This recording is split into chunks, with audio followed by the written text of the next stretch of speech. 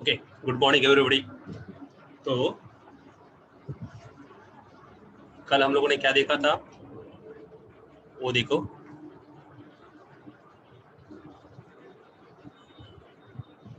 Okay, before discussing here it is, आज हमें wave optics का कौन सा टॉपिक लेना है वो देखते हैं। Okay, we have to discuss about the resolving power of microscope and telescope.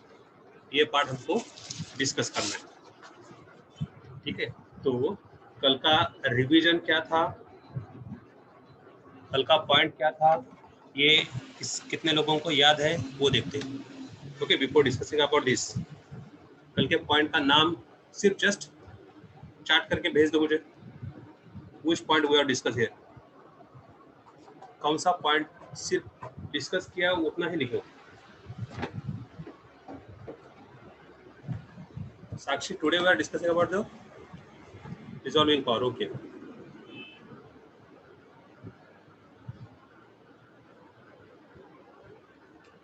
और बाकी लोग इसके साथ और एक पॉइंट लिया था, रिजॉल्विंग पावर के साथ और एक पॉइंट लिया था, किसी को कुछ याद है?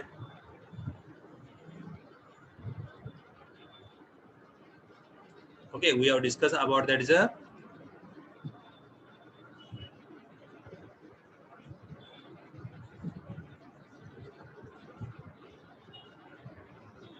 कितने लोगों को याद आता है देखो, Rayleigh's criterion. Okay, very good Sakshi. Okay, Bhagyashree, अच्छा है, लिमिट्स ऑफ रिजोल्यूशन। तो रेलिक्स क्राइटेरियन हम लोगों ने डिस्कस किया था, ठीक है।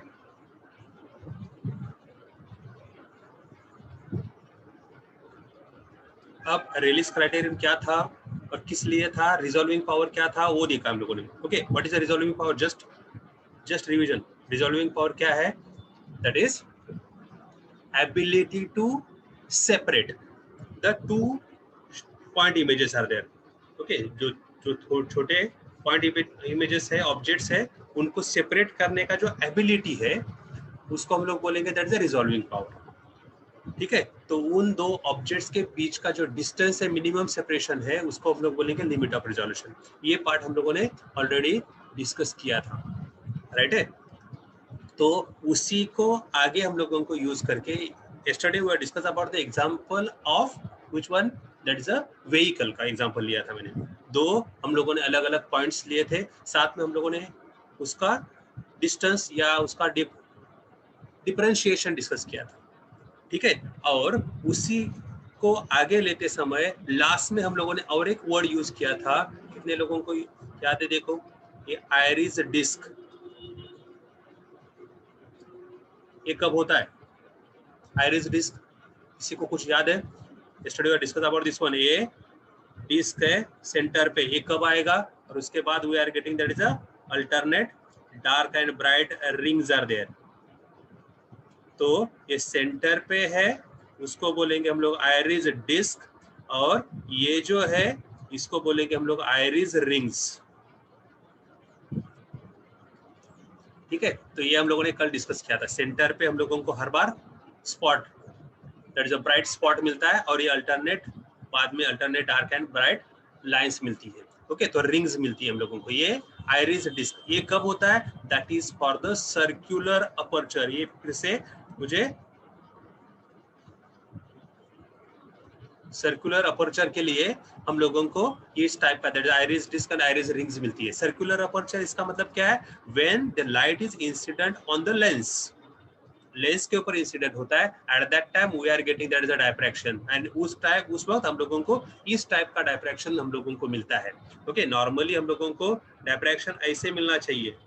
ओके, ये है डायफ्रैक्शन पैटर्न, ये हम लोगों को ऐसे मिलना चाहिए, लेकिन हम लोगों को इस टाइप का डायफ्रैक्शन पैटर्न की जगह पे ये डायफ्रैक्शन पैटर्न मिलता है। Understood this one? तो ये जो डायफ्रैक्शन पैटर्न है,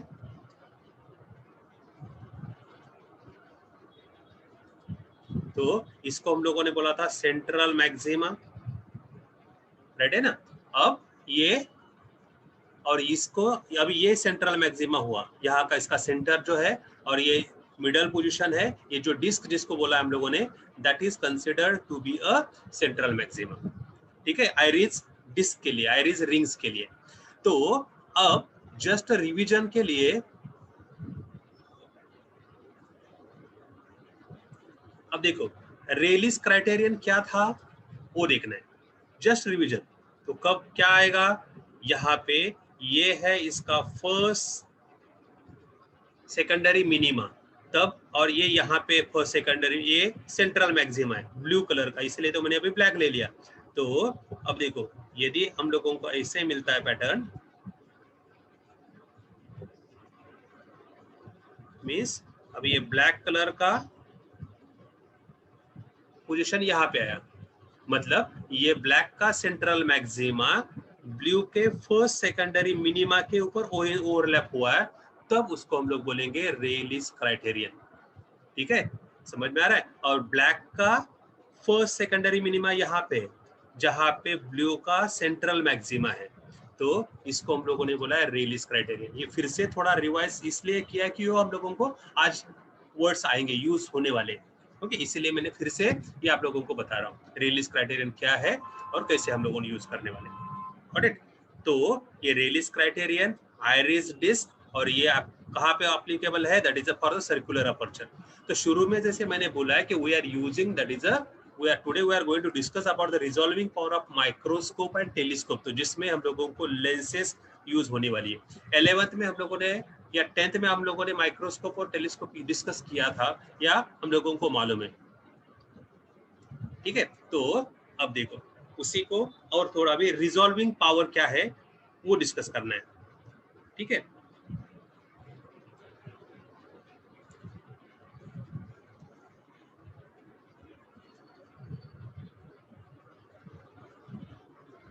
now you are well known about this device.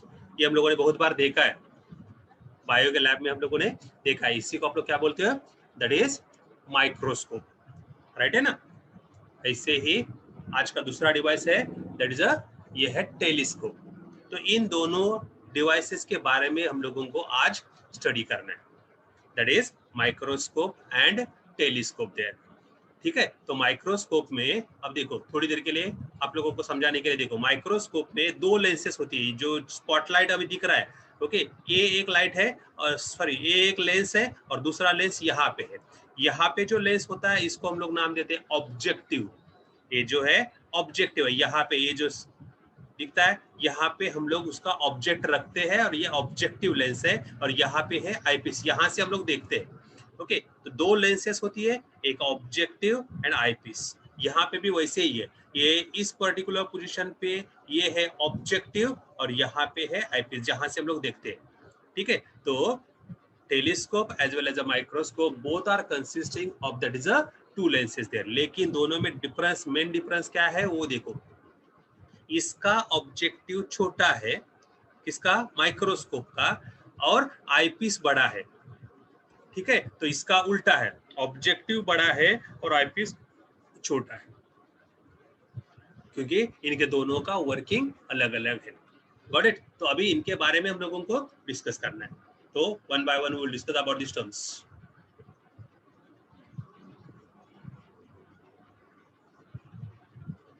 अब और एक थोड़ा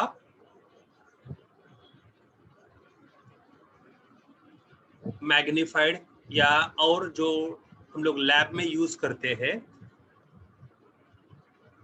वो माइक्रोस्कोप आप लोगों को दिखाया यहाँ पे, क्योंकि उसके बारे में हम लोगों को डिस्कस करना है।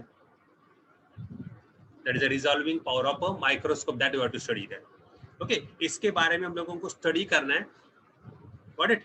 अब जो दिख रहा है उसके बारे में नहीं है, resolving power of a microscope, general microscope, ये आप लोगों को समझने के लिए एक इमेज मैंने वहां पे रखा है कि आप लोग नॉर्मली देखते हो, पैथोलॉजी लैब में हम लोगों ने देखा, या कहाँ बायो के लैब में आप लोग को देखते हो, तो ये ऐसे बहुत सारे माइक्रोस्कोप हम लोगों को दिखते हैं। ओके, तो ये है माइक्रोस्कोप, यहाँ पे इसका ये इसका ऑब्जेक्टिव और ये इसका आईपीस।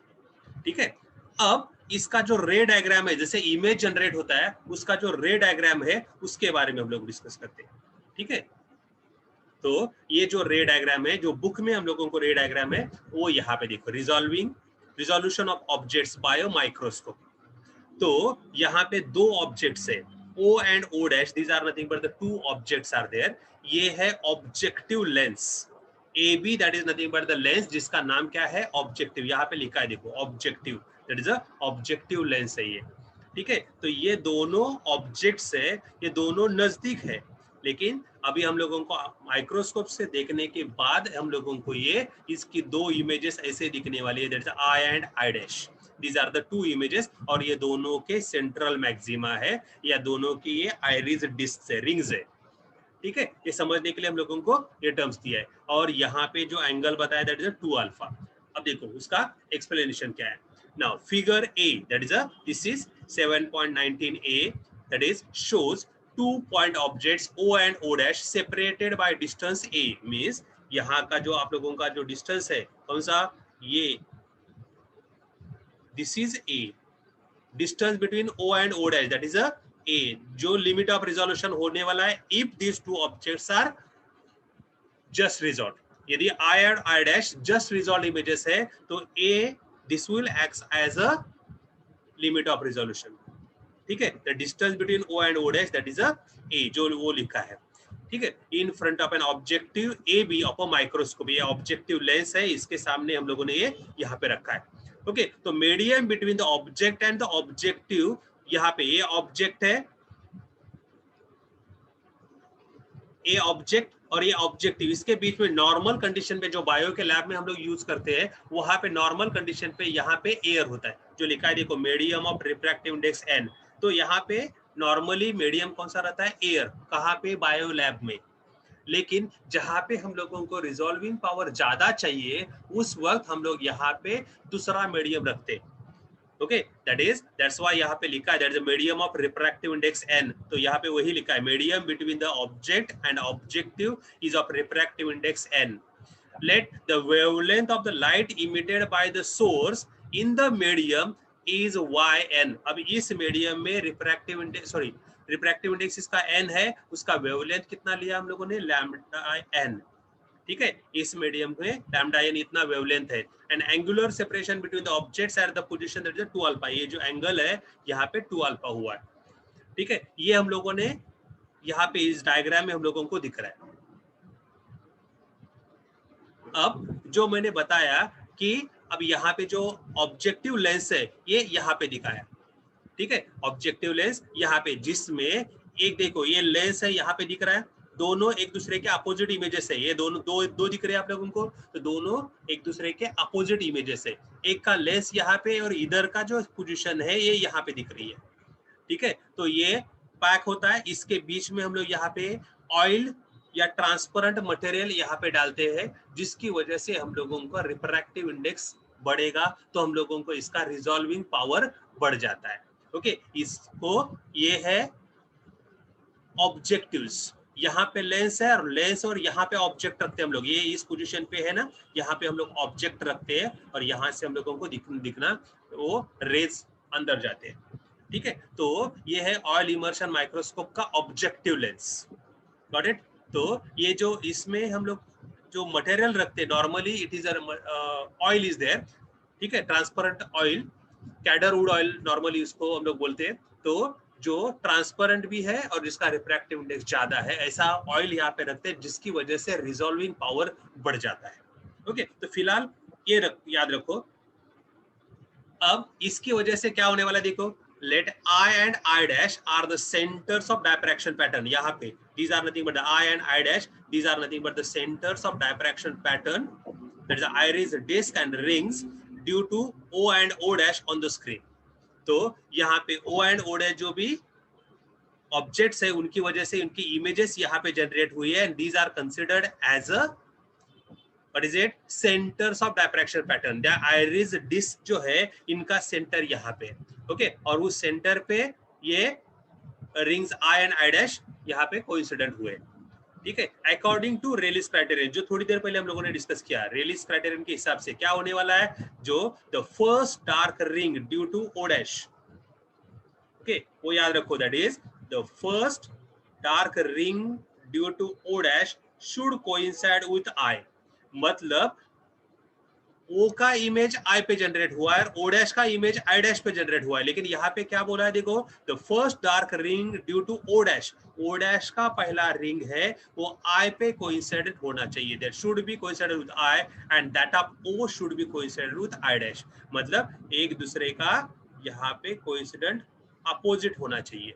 मतलब जैसे रेलिस क्राइटेरियन में हम लोगों ने डिस्कस किया था, क्या है, क्या डिस्कस किया था, क्या आप लोगों को मालूम है, क्या मैंने बताया था, मींस एक का सेंट्रल मैक्सिमा दूसरे के फर्स्ट सेकेंडरी मिनिमा पे ओवरलैप होना चाहिए, ओके, मतलब यहाँ पे जो इमेजेस हम लोगों को दिख रही है वो अल्टरनेट ओवरलैप होने वाली है, गॉट इट, समझ में आ रहा है, मतलब यहाँ का जो सेंटर है, अब देखो ये एक सेंटर है, दैट इज आई का सेंटर, और यहाँ पे है आई डैश का सेंटर, तो अब यहाँ पे आई डैश है, आई के सेंटर पे आई डैश का फर्स्ट रिंग मैच हुआ, और आई डैश के सेंटर पे आई का पहला रिंग मैच हुआ, ओके, ये यदि होता है तब हम लोग बोलते हैं that is a Rayleigh's criterion is obeyed, okay, तब हम लोगों को ये कंडीशन ओबे होता है, ऐसे हम लोग बोलते हैं, ठीक है, थोड़ी देर के लिए रिमूव करता हूं मैं।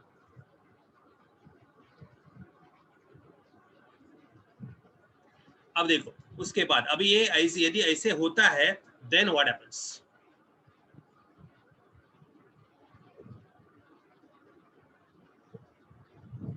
अब फिर से वही डायग्राम हम लोगों ने यहाँ पे ले लिया है, ठीक है, तो उसकी कंडीशंस क्या क्या है वो देखो, now let us consider point I where first dark ring due to O dash is located, ठीक है, the paths of the extreme rays reaching I from O dash are, अब यहां से कहां से, O dash से, O dash यहाँ पे है, O dash से कैसे जाएगा, O dash AI, ठीक है, एंड O dash BI, ऐसे इमेजेस जाने वाली है, ओके, दैट एज ये दोनों पोजीशंस लिखे देखो, that is O dash AI and O dash BI as I is symmetric with respect to O, O से I सिमेट्रिक पोजीशन पे है, तो इसीलिए क्या होगा, OAI and OBI are symmetric, are equal है, ये दोनों O and I equal position पे आ रहा है, तो इसीलिए यहाँ पे हम लोगों का जो पाथ डिफरेंस आएगा, this actual path difference is O dash B and O dash A, O dash A and O dash B, इसका जो डिफरेंस रहेगा that is actual path difference, क्योंकि यहाँ से जो डिस्टेंसेस है वो नियरली इक्वल होने वाले। नाउ अब देखो यहाँ पे मैंने क्या लिखा है, the region around O dash and O is highly enlarge in figure B, जो आप लोगों को अभी दिखने वाला है, यहाँ पे सिर्फ इतना O डैश का यही पोजीशन, इतना ही पोजीशन अब यहाँ पे हम लोगों ने मैग्नीफाई किया है, कौन सा, इतना ही जो सर्कल किया है उतना ही इमेज ये यहाँ पे आप लोगों को दिख रहा है अभी। अब यहाँ पे क्या देखो, इस पर्टिकुलर पोजीशन पे O डैश है, यहाँ पे O है, ओके, इन दोनों के बीच का डिस्टेंस A है, ऑलराइट, अब यहां से O डैश से B की तरफ जाने वाला रे इधर इस डायरेक्शन में जाएगा, और O डैश से A की तरफ जाने वाला रे इस डायरेक्शन में जाएगा, ऑलराइट, इसके बीच का जो एंगल है that is nothing but the 2 alpha, ये हम लोगों को मालूम है, यहाँ का ये अल्फा और ये alpha that is the 2 alpha, ये हम लोगों को मालूम है, ठीक है, तो अब O से मैंने परपेंडिकुलर ड्रॉ किया O डैश की पोजीशन पे, तो यहाँ का जो पोजीशन है O डैश C, और यहां से परपेंडिकुलर ड्रॉ किया तो O dash D, these two are considered as a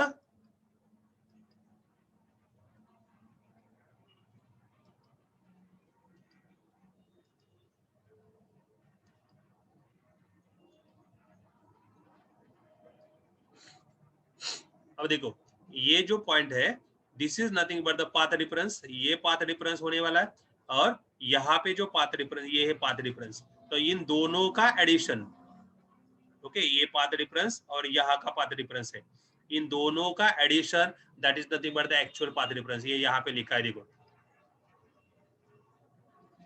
तो ये जो दिखा है that is O dash D plus O dash C, that is nothing but the actual path difference. तो ये जो पोजीशन है तो path difference O dash C या ओ डैश बी। तो अभी देखो ये एक मिनट मैं डायग्राम ले लेता हूं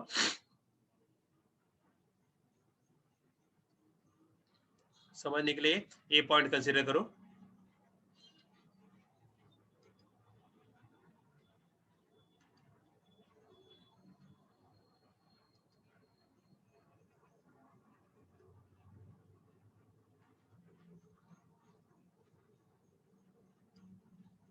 ए पॉइंट सी है, ए ओ डैश है और ये ओ है। इसे मानो ये थोड़ा डायग्राम मैंने थोड़ा टिल्ट किया, ठीक है।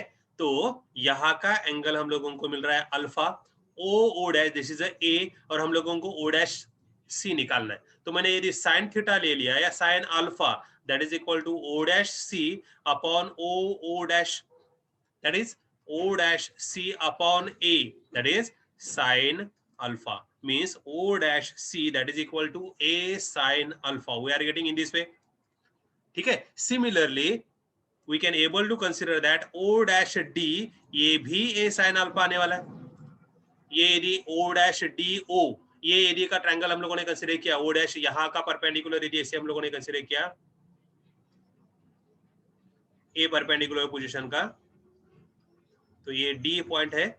अब यहाँ पे भी हम लोगों को ये एंगल अल्फा है, तो ये हम लोगों को निकालना है। तो ये से भी इस पर्टिकुलर पोजीशन के लिए भी, इस ट्रायंगल के लिए भी, ये जैसे इस पर्टिकुलर ट्रायंगल के लिए हम लोगों ने निकाला, वैसे इस ट्रायंगल के लिए भी हम लोग निकाल सकते हैं। We are getting the same position. Okay, तो हम लोगों को A sine alpha O dash D मिला, ओ डैश सी भी ए साइन अल्फा मिला।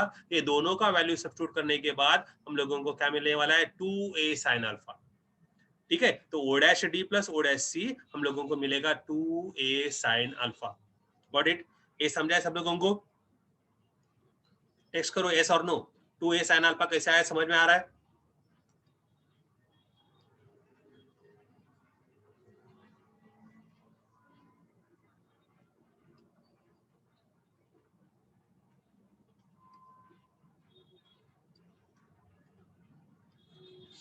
Okay, very good. तो अब जो मैंने लिखा है वो मुझे रब करना पड़ेगा, ठीक है। तो मैंने ये रफ किया, तो हम लोगों को ये 2a साइन अल्फा कैसे आया वो समझ में आया था, 2a sine alpha. Got it? अब देखो, ये जनरली आप लोगों को याद रखना है कि पाथ डिफरेंस कितना हुआ अभी, 2a sign alpha, that is for the microscope, ठीक है। अब हम लोगों को यहाँ पे दो कंडीशंस लेते हैं। अब हम लोग जो नॉर्मली बायो के लैब में यूज करते हैं वो, और बाकी दूसरा माइक्रोस्कोप में डिफरेंस क्या है वो हम लोगों को डिस्कस कर रहे हैं, ठीक है। तो डिफरेंस क्या है वो देखो। तो हम लोगों को दो ऑब्जेक्ट्स होते हैं, that is luminous objects and non luminous objects are there. तो पहले हम लोग डिस्कस करते हैं microscope with a pair of non luminous objects. Non luminous में इसका मतलब क्या है, जिनको खुद का लाइट नहीं है, जिनके पास खुद का लाइट नहीं है, ऐसे ऑब्जेक्ट्स हम लोग माइक्रोस्कोप से ऑब्जर्व कर रहे हैं, तब हम लोगों को क्या मिलेगा, that is a dark objects. ये लिखा है यहाँ पे, डार्क ऑब्जेक्ट्स आर देयर, ठीक है। तो हम लोगों को उसको डार्क ऑब्जेक्ट्स को हम लोगों को ऑब्जर्व करना है, तो एक्सटर्नली हम लोगों को वहां पे लाइट लगाना पड़ता है। When external light is fault, external source से हम लोगों को लाइट यूज करना है, at that time there is a change takes place there. अब देखो what happens, what we are getting, तो non-luminous objects are illuminated by some external source. The objects viewed through a microscope can be considered to be a point objects producing iris ring in their diffraction pattern.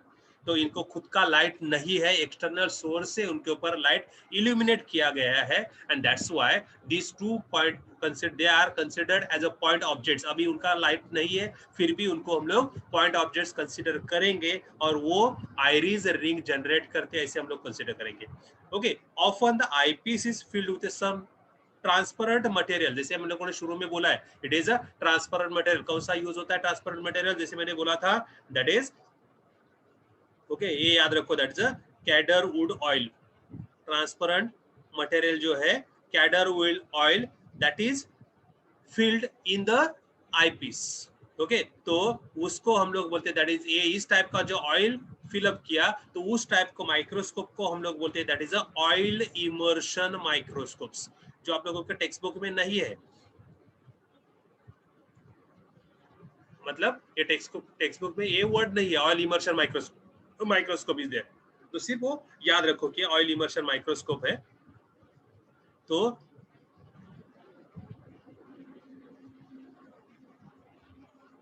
कौन सा transparent material use करते हैं normally हम लोग? Cadre would oil, ठीक है। अब देखो, अब यहाँ पे इसका रिजॉल्विंग पावर कितना आने वाला है वो हम लोगों को डिस्कस करना है। नाउ अब क्या होने वाला है देखो, let the wavelength of light in this material be lambda n is equal to lambda upon n। Normally हम लोगों को मालूम है देखो, that is a refractive index of a medium,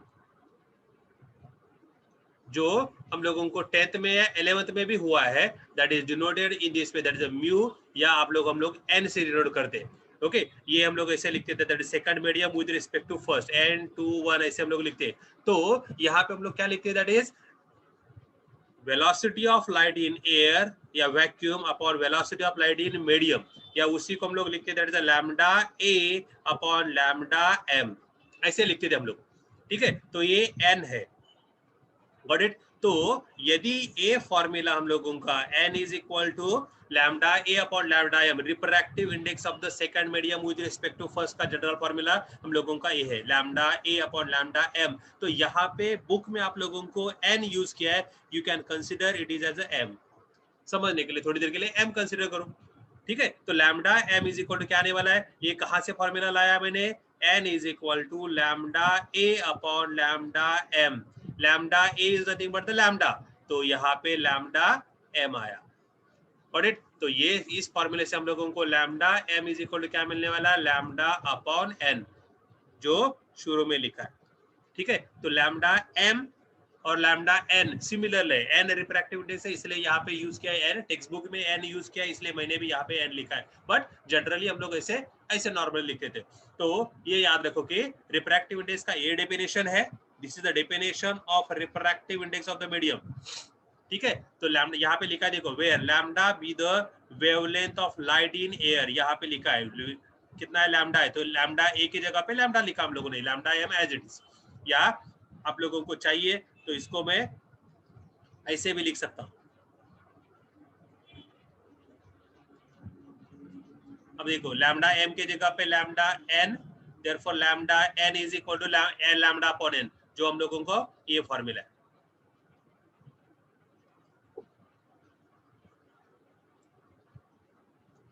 ठीक है। तो हम लोगों का ये फॉर्मूला कैसे आया, समझ में आ रहा है सबको?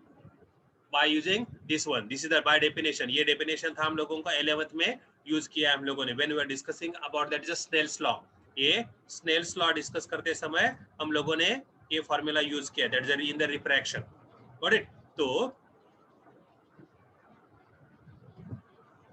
अब देखो, now in such a setup the path difference at the first dark ring is lambda n, यदि हम लोग ये कंसीडर करते हैं तो अभी क्या आने वाला है देखो, तो ये लैम्डा यानी दी पाथ डिफरेंस है, तो ये मैंने दोनों इक्वेट किया, पाथ डिफरेंस कितना था 2a sin alpha that is equal to lambda n that is equal to lambda upon n, okay. तो by using this formula we are getting that is a is equal to this formula, हम लोगों को ऐसे formula मिलने वाला है, ठीक है। तो a is equal to lambda upon, ये इधर से इधर ले लिया लैम्डा अपॉन, समझने के लिए अभी देखो 2a sin alpha that is equal to lambda upon n, तो a छोड़ के बाकी इधर से इधर लेना है, a as it is, lambda as it is, a n as it is, सिर्फ इधर से इधर क्या लेना है, इट इज 2 sin अल्फा, और इट। अब देखो ये 2 बाहर ले लिया हम लोगों ने, अब ये लिखा लैम्डा अपॉन 2 इधर से इधर n sin अल्फा, अब ये जो ब्रैकेटेड क्वांटिटी है n sin अल्फा, इसी को नाम दिया हम लोगों ने न्यूमेरिकल अपर्चर, ठीक है। इसी को लिखते हैं हम लोग, that is lambda upon 2 into n dot a, numerical aperture, जो यहाँ पे लिखा है, that means lambda upon 2na, and this is nothing but the a, that means we can able to say that is a factor n sin alpha, that is a numerical aperture, that is a NA, and we are getting this is as a a मतलब क्या है, limit of resolution. ठीक है, तो as we are well known that, किसी को याद है क्या कुछ लिमिट ऑफ रिजोल्यूशन और रिजॉल्विंग पावर के बीच में रिलेशन क्या है? Okay, please text it. किसी को याद है क्या? देखो, resolving power and limit of resolution, they are dash dash. Okay, yes Sakshi, very good. They are reciprocals of each other. ठीक है, तो हम लोगों को मालूम है कि they are reciprocals of each other, इसलिए हम लोगों को फॉर्मूला क्या मिला है? देखो, resolving power R is equal to 1/A. A is nothing but the limit of resolution. जैसे साक्षी ने बताया 1/ रेसिप्रोकल, रेसिप्रोकल मतलब 1/A होता है. तो एक A का वैल्यू हम लोगों ने यहाँ से सब्स्टिट्यूट किया 2NA/λ. तो हम लोगों का रिजॉल्विंग पावर का फॉर्मूला हम लोगों को यहाँ पे मिला. Got it? तो रिजॉल्विंग पावर का फॉर्मूला हम लोगों को क्या है? देखो, R is equal to 2NA/λ, या इसी को मैं ऐसे भी लिख सकता हूं. Na के जगह पे देखो, R इज इक्वल टू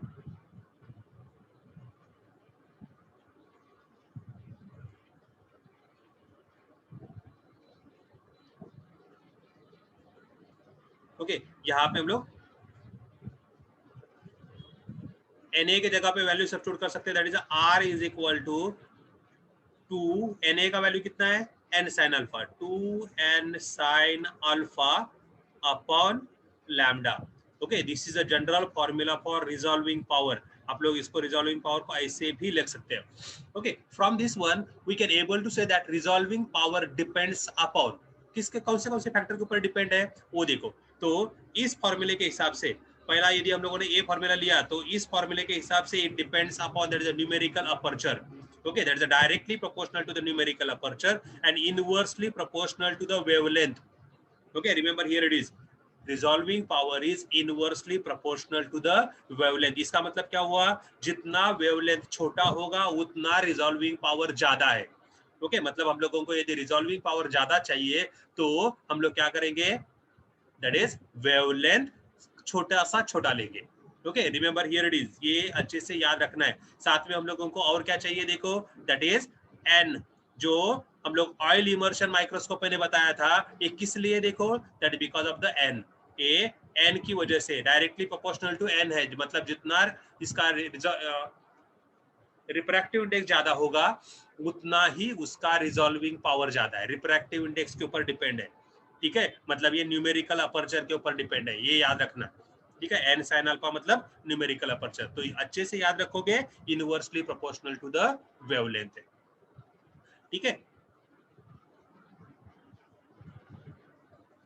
अब जो थोड़ी देर पहले हम लोगों ने क्या लिया, that is a non luminous. अब हम लोग डिस्कस करते हैं that is a self luminous objects. Okay, मतलब जिनका खुद का लाइट है. अभी हम लोगों को नॉर्मली बायो के लैब में हम लोगों को क्या है, सनलाइट के बाजू में, विंडोज के बाजू में हम लोगों को रखना पड़ता है. सनलाइट उसके ऊपर गिरती है और हम लोग ऑब्जेक्ट्स अच्छे से देख पाते हैं. अब जिनको खुद का लाइट है, वैसे सेल्फ ल्यूमिनस ऑब्जेक्ट्स के लिए ओके, जो अभी का जो थ्योरी लिया वो थोड़ा चेंज होगा. And it is developed by the scientist Abbe. And according to him क्या है? देखो, according to Abbe's theory, for a pair of self-luminous objects, the path difference between the extreme rays at the first dark ring is given by 1.22 lambda. मतलब जहां पे path difference lambda था वहां पे ये 1.22 लैम्डा होने वाला है. ओके, 1.22 लैम्डा या 1.22 लैम्डा n, इतना पाथ डिफरेंस में चेंज आने वाला है. ओके, तो हम लोगों को ये अच्छे से याद रखना है कि सिर्फ सेल्फ ल्यूमिनस ऑब्जेक्ट्स में ये 1.22 ये फैक्टर से मल्टीप्लाई होगा. ओके, बाकी कुछ भी चेंज नहीं है. सेल्फ ल्यूमिनस ऑब्जेक्ट्स आने के बाद ये 1.22 इतना फैक्टर आएगा और ये एबे's थ्योरी है. बाकी ये कैसे आया, ये इसकी थ्योरी अभी आपके सिलेबस में नहीं है. ठीक है, या आपके सिलेबस से बाहर का है. अभी के सिलेबस में अभी आपको उसकी ज्यादा सोचने की जरूरत नहीं. आपको याद क्या रखना है, जो बाकी का था नॉन ल्यूमिनस ऑब्जेक्ट और सेल्फ ल्यूमिनस ऑब्जेक्ट में डिफरेंस कहाँ पे? 1.22 का. ठीक है, बाकी वो पाथ डिफरेंस में. thus for the requirement of just resolution what we are getting 2a sin alpha is equal to 1.22 lambda. ये आने वाला है ना. अभी इन प्रीवियस कंडीशन हम लोगों ने क्या लिया था? 2a sin alpha, okay, that is equal to lambda, ऐसे हम लोगों ने लिया था, या लैम्डा n, करेक्ट। तो ऐसे लिया था, इसके जगह पे हम लोगों को क्या आया, 1.22 लैम्डा आ गया, ठीक है।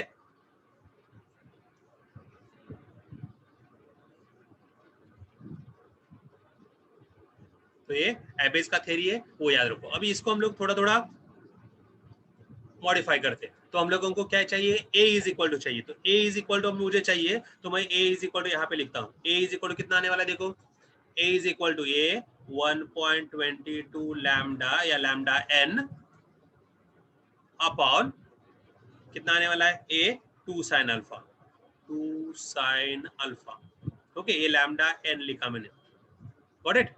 But as we are well known that lambda n is equal to क्या होता था, okay, what is it, it is lambda upon n है, गॉट इट, ये हम लोगों को मालूम है। तो मतलब a इज इक्वल टू क्या आने वाला, देखो 1.22 लैम्डा, लैम्डा n की जगह पे मैंने क्या सब्स्टिट्यूट किया, लैम्डा अपॉन n, तो ये n नीचे मल्टीप्लाई होने वाला है 2n साइन अल्फा, ये हम लोगों का फॉर्मूला मिलने वाला है, got it, 1.22 lambda upon 2 sine alpha, मतलब ये हो गया आप लोगों का limit of resolution, got it.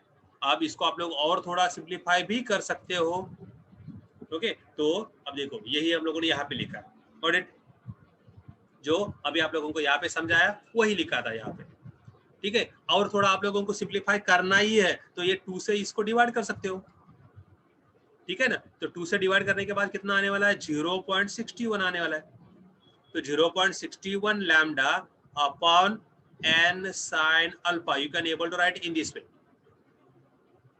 Right है ना। अब n साइन अल्फा मतलब आप लोग इसको भी लिखा था आप लोगों ने 0.61 लैम्डा, n साइन अल्फा क्या लिखा था, न्यूमेरिकल अपर्चर, थोड़ी देर पहले ये लिखा था, तो वही मैं यहाँ पे नीचे टाइप करके निकले वाला हूँ, ओके, बाकी कुछ चेंज नहीं है। This is nothing but the equation जो 4 आया वही हम लोगों का ये है लिमिट ऑफ रिजोल्यूशन, ठीक है। तो ए हो गया limit of resolution, that is for the self luminous objects, got it. अब इसका रेसिप्रोकल लिया तो हम लोगों को रिजॉल्विंग पावर मिलेगा, that is the resolving power r is equal 1 upon a n a upon 0.61 lambda, okay, you can write in this वे, या आप लोग इसको ऐसे भी लिख सकते हो, okay. Remember here it is 2 n a upon 1.22 lambda, याद रखने के लिए और इजी रहेगा, ओके। तो आप लोग ऐसे भी याद रख सकते हो, 2na upon 1.22 lambda, means by using this formula here we can able to find out the resolving power, ठीक है। तो अब देखो बेटर रिजोल्यूशन के लिए, रिजॉल्विंग पावर ज्यादा होने के लिए ए, इन दोनों में रिलेशन क्या है, ए इनवर्सली प्रोपोर्शनल होना चाहिए। तो अभी तक ए क्या था, अभी हम लोगों ने उसको बोला है limit of resolution, remember here it is, अभी ये लिमिट ऑफ रिजोल्यूशन है, लेकिन एक्चुअली क्या है, it is distance between two objects, okay. ये क्या है, it is distance between o and o dash, इसी को ए बोला है हम लोगों ने, राइट है ना। तो ये डिस्टेंस जितना छोटा होगा उतना रिजॉल्विंग पावर ज्यादा है, अंडरस्टूड दिस वन। तो हम लोगों को ये भी समझना है, ये भी अच्छे से समझना है, ठीक है। तो अब देखो क्या लिखा मैंने, for a better resolution A should be minimum and this can be achieved by using an oil filled objective, मतलब ऑब्जेक्टिव जो आप लोगों को जो पहले डायग्राम दिखाया था मैंने, that is oil field objective which provides the higher value of n, मतलब n का वैल्यू यहाँ पे ज्यादा से ज्यादा होगा। Such microscope is known as oil immersion microscope, थोड़ी देर पहले मैंने ये बताया आपको, उस टाइप के माइक्रोस्कोप को हम लोग क्या बोलते हैं, ऑयल इमर्शन माइक्रोस्कोप, ठीक है। तो जनरली हम लोगों को याद क्या रखना है, देखो resolving power is inversely proportional to the wavelength, resolving power is inversely proportional to the wavelength, ये है, ठीक है। तो मैं आप लोगों को एक क्वेश्चन पूछ सकता हूँ कि देखो अब जो यदि हम लोग वेवलेंथ कौन सा है, that is wavelength of the light used, ठीक है, wavelength of the light used. अब देखो यदि मैंने यहाँ पे ऐसे लिखा wavelength for violet light, that is near about 4000 angstrom unit, and wavelength for red light that is near about 8000 angstrom unit, ये visible spectrum है, ओके इसके बीच में बाकी के है। ओके ये विजिबल स्पेक्ट्रम है, याद रखना। तो विजिबल स्पेक्ट्रा के these are the two limits are there. तो यदि हम लोग 4000 एंगस्ट्रॉम यूनिट का वायलेट लाइट रिप्लेस करते हैं रेड लाइट से, तभी भी हम लोगों का रिजॉल्विंग पावर अप्रोक्सीमेटली डबल होने वाला है। समझ में आ रहा है? मतलब रिजॉल्विंग वेवलेंथ जितना ज्यादा होगा उतना यहाँ पे रिजॉल्विंग पावर कम है।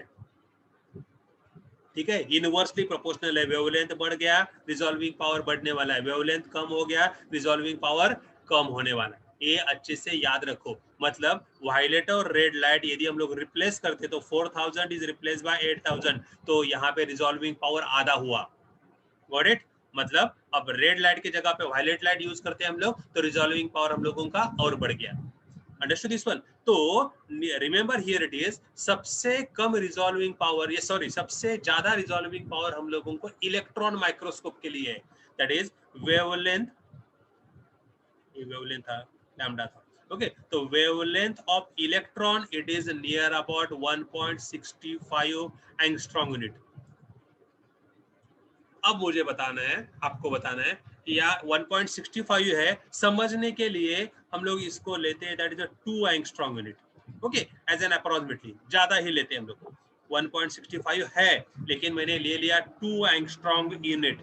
तो अब मुझे आप लोग बताओगे, यदि मैंने रेड लाइट्स यूज करने के बाद एक रिजॉल्विंग पावर मिला, पहले मैंने रेड लाइट यूज किया था, अब मैं इलेक्ट्रॉन यूज कर रहा हूं, इलेक्ट्रॉन का वेवलेंथ यूज कर रहा हूं, तो रिजॉल्विंग पावर कितने से बढ़ गया या कितने से कम हुआ? ओके फटाफट टेक्स्ट करो। Red light is replaced by electron, then resolving power increases by or decreases by, and which factor is there? कितने फैक्टर से इंक्रीज होगा या डिक्रीज होगा?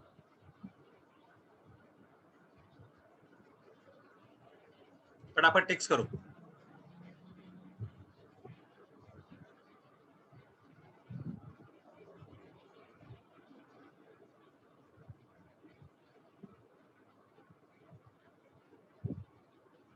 okay, किसी का आंसर नहीं आया? मैंने क्या बोला है? Wavelength of the electron is 2 angstrom unit. यहाँ पे 8000 है, इनका यदि इसको रेशो ले लिया तो कितना आ रहा है? Near about 4000। अब वेवलेंथ कम होने के बाद क्या होता है? रिजॉल्विंग पावर इंक्रीज होता है या डिक्रीज होता है? ये बताओ मुझे पहले। एनीवन? इंक्रीज होता है। साक्षी चलो अच्छा है। और बाकी कितने कितने लोगों? तो अभी क्या होने वाला है? It is 4000 times increases. Okay तो हम लोगों को ये भी अच्छे से याद रखना है। Got it? चलो अच्छा है। गोरक्ष, शर्विल साबित इंक्रीजेस, अच्छा है। राइट है, करेक्ट है।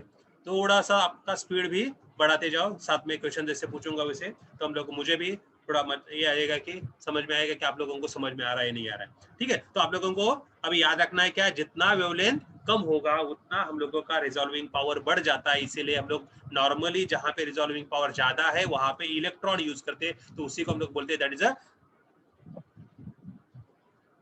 ओके ठीक है शार्विल, कुछ प्रॉब्लम नहीं है, लेकिन भेजते रहना। ओके जो भी है तुम्हारा डाउट है या जो भी आंसर है वो भेजते रहना, मुझे मिलेगा। Got it? तो यहाँ पे हम लोग इलेक्ट्रॉन माइक्रोस्कोप यूज करते हैं। ठीक है तो ये अच्छे से याद रखना है कि ये दोनों भी पोजीशन में डिफरेंस दोनों में क्या है वो देखो। दोनों का मैं रिजॉल्विंग पावर, सेल्फ ल्यूमिनस और नॉन ल्यूमिनस का रिजॉल्विंग पावर का फॉर्मूला लिखता हूँ यहाँ पे। R इज इक्वल टू, पहले हम लोग लिखते हैं that is a self luminous का। ओके जो सामने दिख रहा है ये मैंने लिखा that is 2n sine alpha, जानबूझ के मैं ये फॉर्मूला लिख रहा हूं, अपॉन लैम्डा। ठीक है ये हो गया आप लोगों का सेल्फ लुमिनस का फॉर्मूला, यदि यहाँ पे 1.22 आता है तो। ओके तो ये सेल्फ लुमिनस के लिए। अब यहाँ पे नॉन लुमिनस के लिए यही लिखना है, तो it is 2n sine alpha upon lambda. Okay तो ये है नॉन लुमिनस के लिए, जिनको खुद का लाइट नहीं है उनके लिए ये फॉर्मूला है।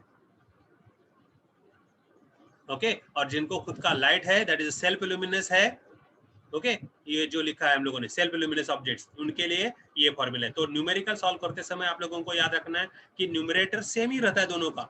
ओके डिनोमिनेटर में सिर्फ यहाँ पे 1.22 आ रहा है और यहाँ पे नहीं है। Okay that is only the change that you have to remember there. ठीक है तो दोनों भी आप लोगों को सेल्फ ल्यूमिनस दिया है न्यूमेरिकल सॉल्व करते समय या नॉन ल्यूमिनस दिया है, वो अच्छे से याद रखना है। Got it? जिज्ञासा बहुत लेट आ गए आज, अभी ज्वाइन हो रहे हो। ठीक है तो अब नेक्स्ट पॉइंट डिस्कस करते हैं।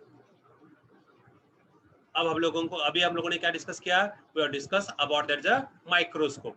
ठीक है now we will discuss about that the telescope. यहाँ पे मैंने हम लोग नॉर्मली जो टेलीस्कोप यूज करते हैं वो हम लोगों ने लिखा है, देख यहाँ पे मैंने डायग्राम या उसका फिगर इमेज ले लिया है। तो हम लोगों को डिस्कस करना है रिजॉल्विंग पावर ऑफ टेलीस्कोप। तो टेलीस्कोप का रिजॉल्विंग पावर डिस्कस करने के लिए ये है इसका ऑब्जेक्टिव, यहाँ पे आई पीस। ठीक है तो ये हम लोगों को याद रखना है कि objective and I piece.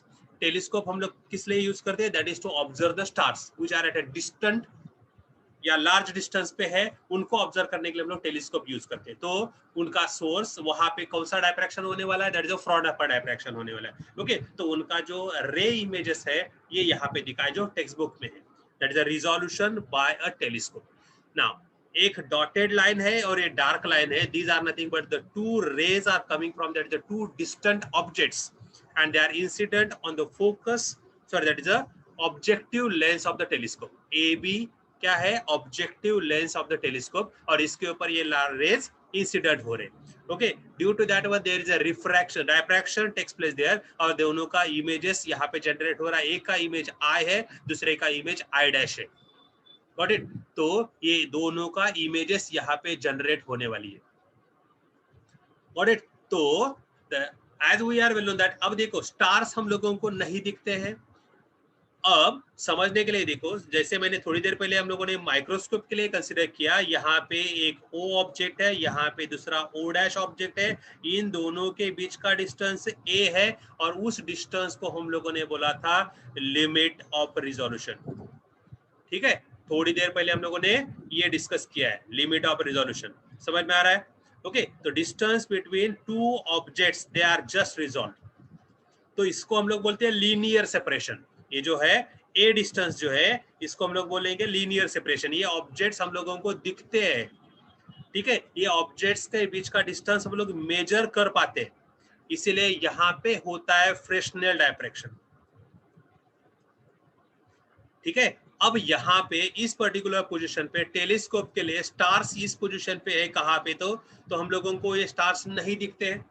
Okay तो इनके बीच का डिस्टेंस हम लोगों को मेजर करना पॉसिबल नहीं है, इसीलिए इनका जो रेज जो आ रहे हैं उनके रेज के बीच का जो एंगल है, ओके ये जो एंगल है, that angular separation can be considered as a limit of resolution.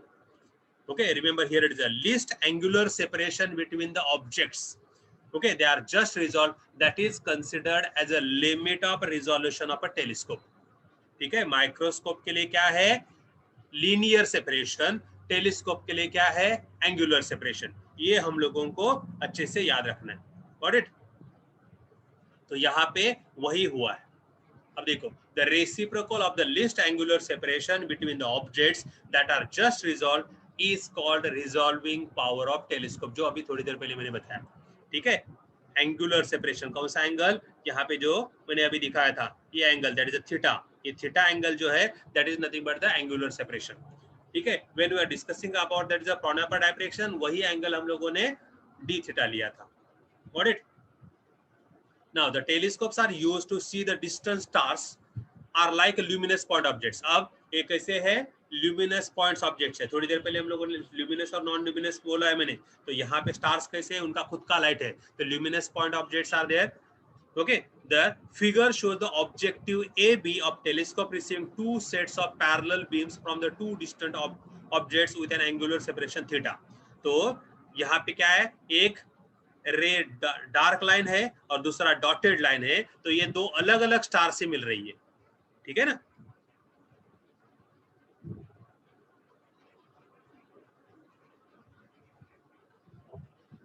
तो यहाँ पे एक स्टार है और यहाँ पे दूसरा स्टार है।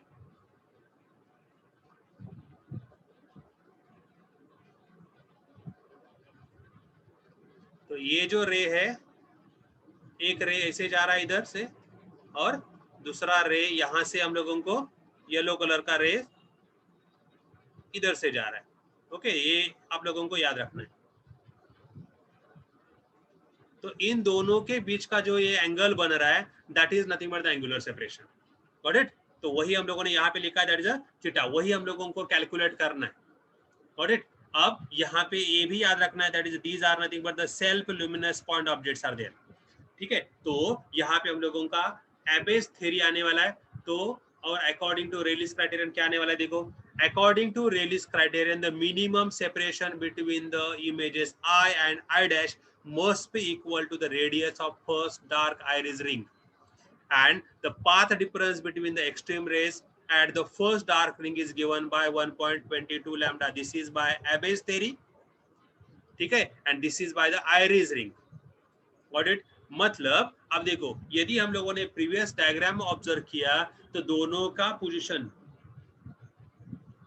अब देखो ए, दोनों का पोजीशन ए से आई डैश का डिस्टेंस यहां से और बी से आई डैश का डिस्टेंस, ये जो डिस्टेंस है, इन दोनों डिस्टेंस का जो डिफरेंस है, इसको हम लोग बोलने वाले पाथ डिफरेंस। Got it? क्योंकि ए से आई तक का और बी से आई तक का डिस्टेंस इक्वल है, बिकॉज दे आर हॉरिजॉन्टल। ठीक है, तो ये यहाँ पे परपेंडिकुलर जा रहा है।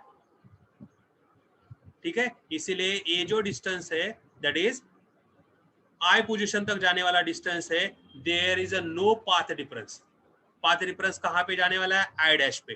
तो B I dash minus A I dash, that is considered as a path difference. ठीक है, ये याद रहेगा।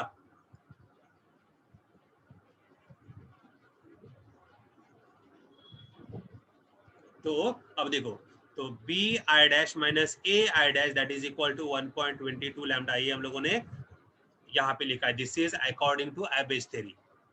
ठीक है, तो if we consider that d is nothing but the aperture of the telescope, ठीक है, तो हम लोगों का वो इमेज जो है, अब देखो फिर से मैं यहाँ पे थोड़ा सा डायग्राम ड्रॉ करने की कोशिश करता हूँ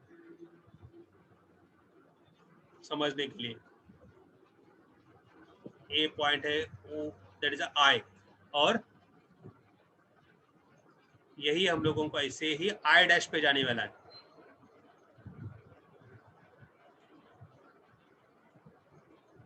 यदि यही आई डैश पे गया ऐसे rays, A I dash position है। ठीक है, ये सेंटर से हम लोगों को ए से पोजीशन मिलने वाली है।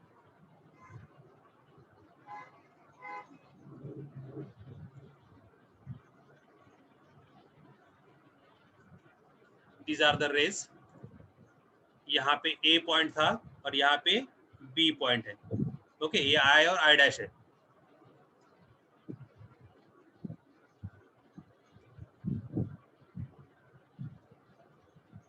अब देखो, अब ये हम लोगों ने B I dash minus A I dash हम लोगों को ये निकालना है। तो हम लोगों को क्या करना पड़ेगा, यहां से हम लोगों को ये परपेंडिकुलर ड्रॉ करना पड़ेगा।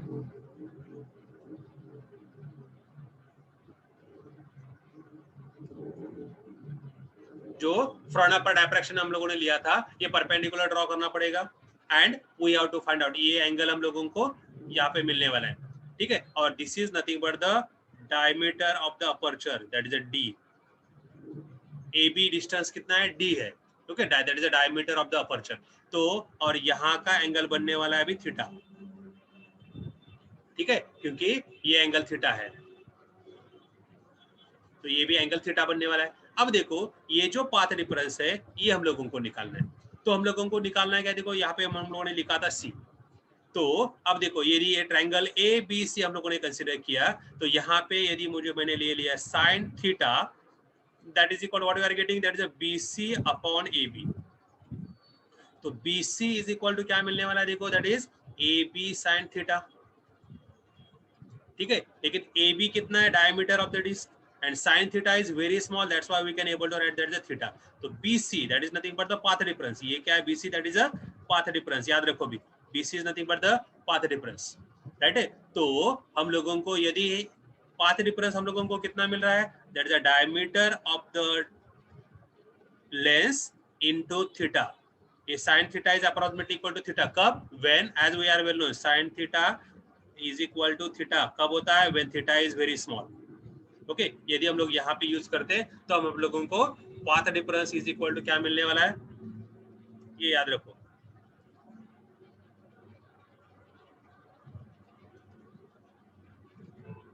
तो ये d इंटू थीटा है. Got it. तो वही मैं अब यहाँ पे लिख रहा हूँ. देखो डायग्राम के हिसाब से, if d is nothing but the aperture of the telescope, that is the diameter AB of its objective, then bi dash minus ai dash that is equal to d theta, जो यहाँ पे लिखा है मैंने.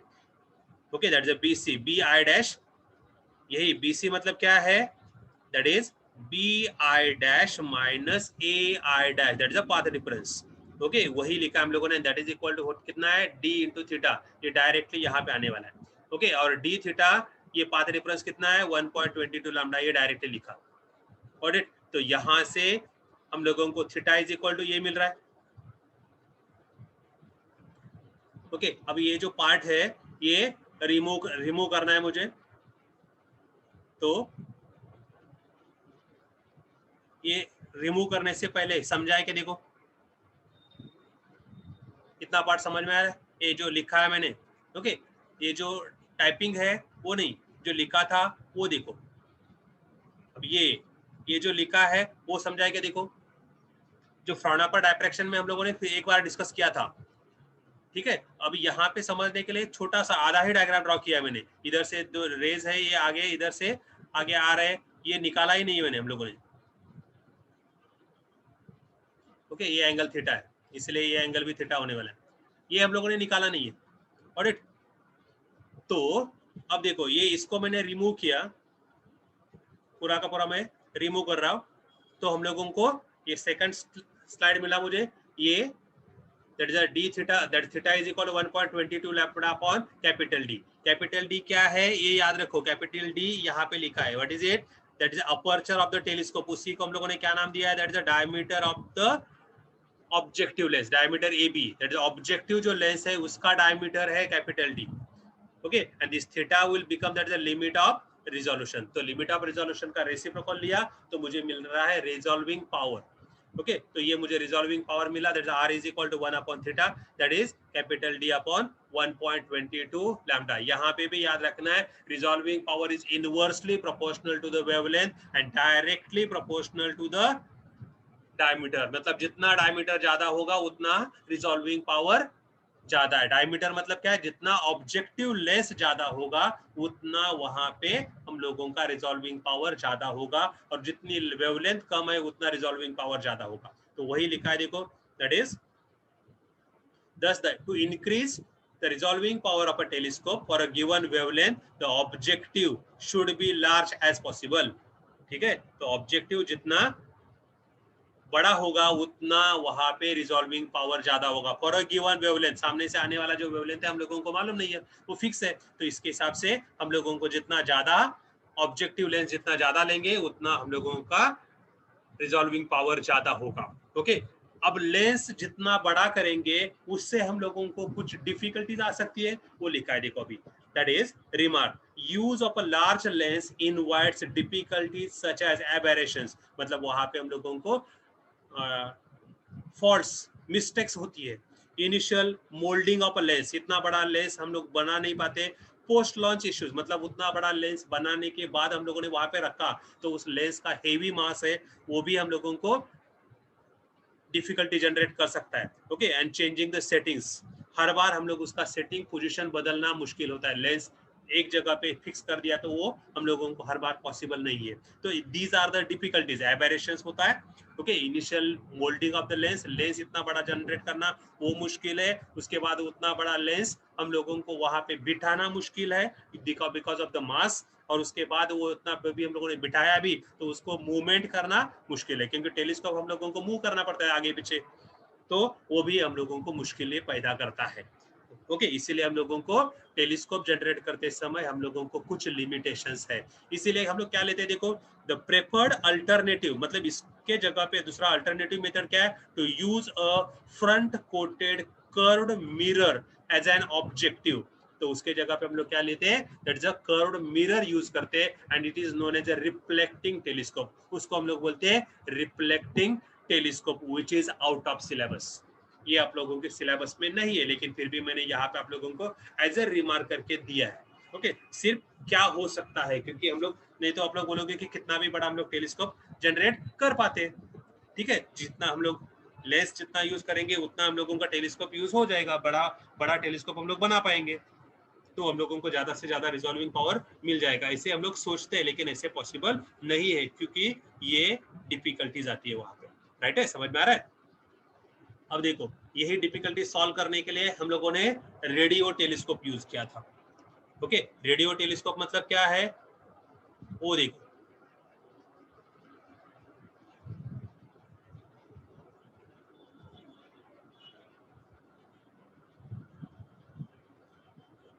तो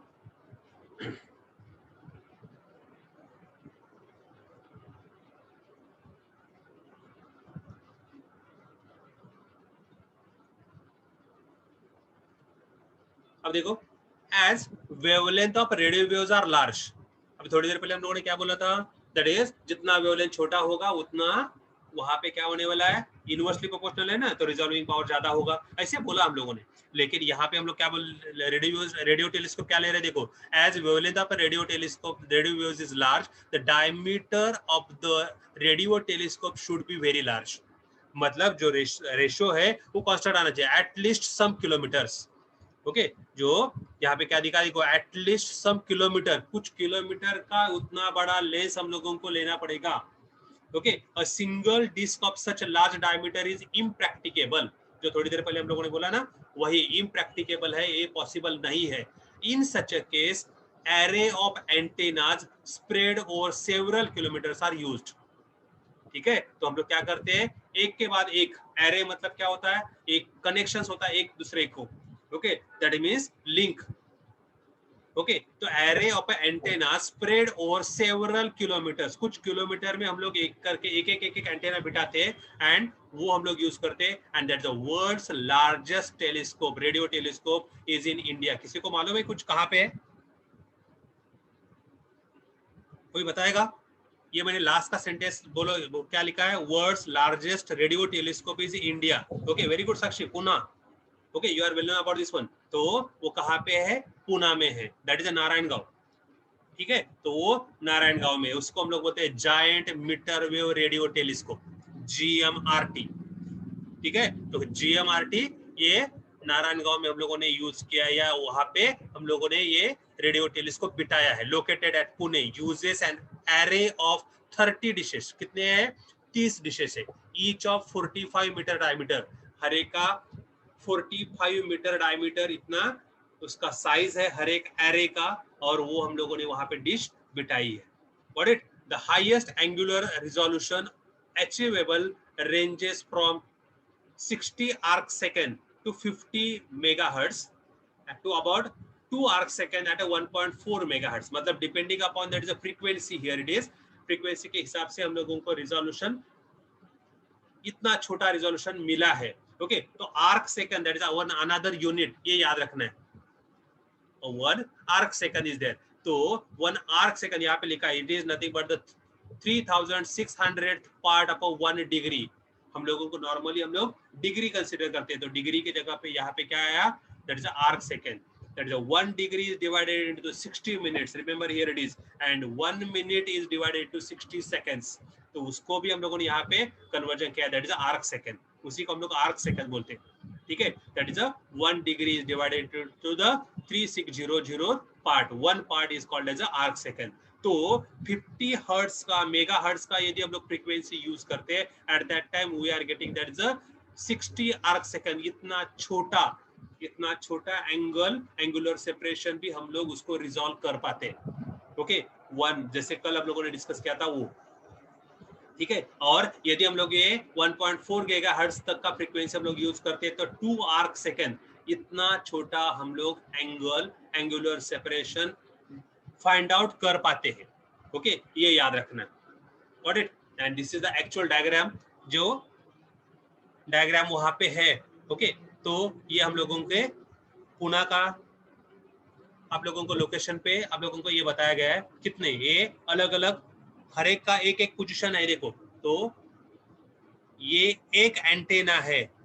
ओके, एक antenna है जिसका डायमीटर यहां से यहां तक का डायमीटर कितना है? 45 metre. Okay, remember here it is 45 metre. Cricket में हम लोगों का 30 यार्ड होता है, 30 मीटर का, उससे भी और बड़ा। ओके, मतलब we can able to say that is a ये कितना है? It is 3/4 of the cricket ground. Normally cricket का जो हाईएस्ट बाउंड्री है नियर अबाउट 60 to 65 मीटर होता है, तो इसका 3/4 यहाँ पे क्रिकेट का ग्राउंड एंड होगा, यहाँ पे 3/4 इतना बड़ा इसका साइज है। ये एक है। ऐसे 30 डिशेस हम लोगों ने यहाँ पे लगाए हैं। It is 30 dishes are there. Okay, और ये 30 डिशेस कनेक्टेड है टुगेदर, एंड इनका कनेक्टेड पॉइंट का एक जगह पे नहीं लगा सकते, तो इसीलिए कनेक्टेड हम लोगों को जो रिजोल्यूशन मिल रहा है ये है 60 आर्क सेकंड या 2 arc second. That is depending upon that is कौन से डिपेंडिंग अपॉन द फ्रीक्वेंसी, कौन सा फ्रीक्वेंसी यूज कर रहे हैं हम लोग, उसके हिसाब से वो आर्क सेकंड। अभी तक तो वेवलेंथ हम लोगों को मालूम था, wavelength and frequency are again inversely proportional. ठीक है, तो उसके हिसाब से जैसे जैसे फ्रीक्वेंसी बढ़ेगा वैसे वैसे रिजॉल्विंग पावर बढ़ने वाला है। Got it? Wavelength inversely proportional था लेकिन डायरेक्टली प्रोपोर्शनल है फ्रीक्वेंसी से, इसीलिए यहाँ पे 50 मेगाहर्ट्ज के लिए 60 आर्क सेकंड आया था, लेकिन 1.4 गीगाहर्ट्ज के लिए 2 आर्क सेकंड इतना आया। तो इतना छोटा हम लोगों को लिमिट ऑफ रिजोल्यूशन मिला, मतलब रिजॉल्विंग पावर उतना बढ़ गया। Limit of resolution is reciprocal of resolving power.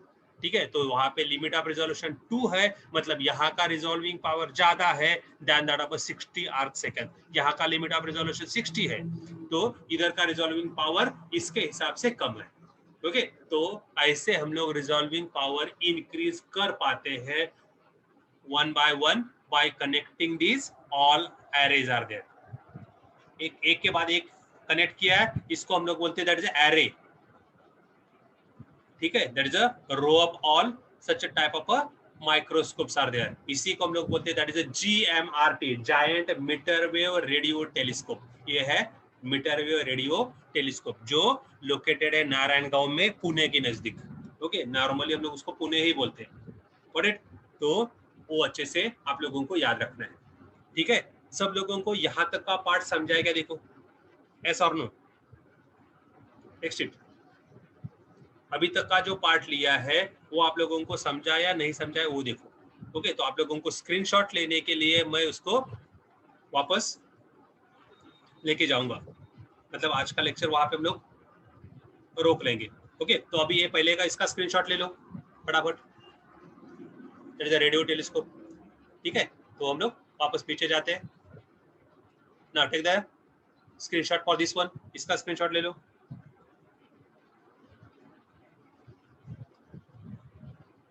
ठीक है, मैं वापस जाता हूँ। ओके, इसका स्क्रीनशॉट ले लो। अब ये जो टर्म्स है, जो स्क्रीनशॉट आप लोगों को बताया, ये इसलिए दे रहा हूँ क्योंकि ये एज अ नोट्स आप लोग डायरेक्टली यूज कर सकते हो। ठीक है, टेक्स्ट बुक में बहुत सारे टर्म्स दिए हैं, तो एज अ नोट्स डायरेक्टली आप लोग इसके यूज कर सकते हो। इसका स्क्रीनशॉट ले लिया। ओके, तो go to the next position. Now take the screenshot for this one, इसका स्क्रीनशॉट ले लो।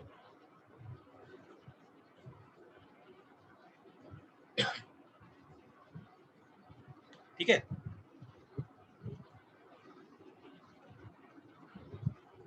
Now take the screenshot for this one.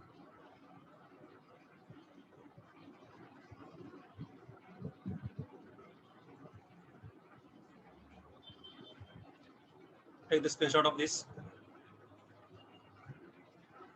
इसका स्क्रीनशॉट ले लो। Resolving power of a microscope, ये अपना फर्स्ट पॉइंट था।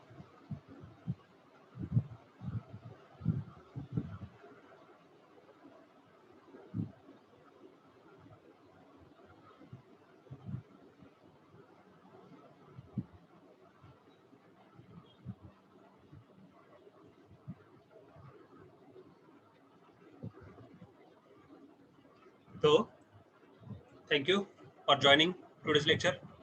ठीक है, जितने भी लोग ज्वाइन हो रहे हैं अच्छे से समझ लो, जो भी डाउट आता है वो मुझे आप लोग टेक्स्ट करके भेज सकते हो, व्हाट्सएप पे भी भेज सकते हो कि ये पॉइंट मुझे रिपीट करना है, तो हम लोग नेक्स्ट लेक्चर को वो रिपीट कर सकते हैं। ठीक है, तो अच्छे से आप लोगों को वो समझेगा। Got it? ठीक है, थैंक यू।